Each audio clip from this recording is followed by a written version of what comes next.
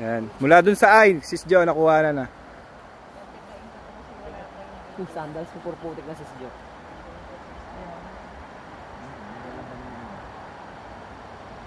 Buti na lang din pala, hindi ako nag-grabe. Buti na lang din pala ito.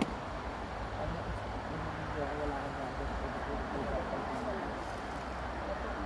Parang hindi lumulutang yung palutang mo ko. Kasi, Parang ano po siya, mababaw. Oo nga, ang dami. Grabe, ang dami. Mabang pala.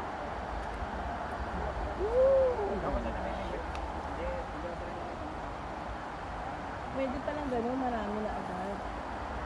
Paano yung antayin mo siya? Meron bang minsan kumakagat sa isang ano? Brother?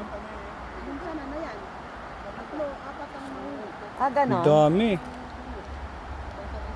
Dalawa. Eh, nakinakagat na sa'yo. Ano, lumulubog mo eh.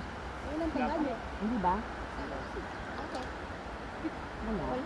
Wala na yung bulate. Ayaw kay sis Jang ng isda. Nandun doon sa ano, sakyan ni Brad. Kanina pa to, wala makuha. Alam ko kailangan sa panggulo tahimik.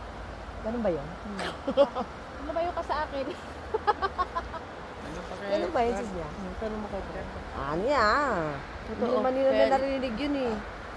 Lumayo ka sa akin, sis Judy. Bakit tulak? Di ba Brad, yung isda pag maingay, ayaw din. Ano yan? Opo, ayaw nila po sa madadaldal. Ako, di pala ako pa pwede dyan. Pichok lang. Hindi pala ako pa pwede dyan. Nalalayo, parang tingin ko, hindi rin ako makakuha eh.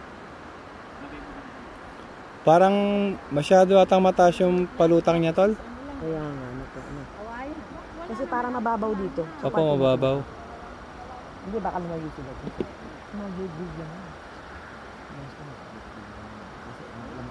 Kasi kinakain ng mga isda. Lola, check mo nga yung ano, yung... Oy, dandan ka. Oo, yung ano niya.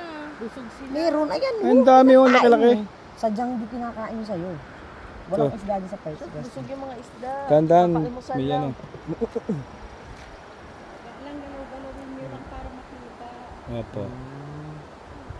Ganun pala yun, gagalaw-galawin. Sikain na kayo kung ako sa inyo. Pinahirapan nyo kami. Mukhang aabot po to ng 1 oras, sis Jo. Diba? Kaya nga nainip din ako. Patay mo muna pagka ingat na sa kamay.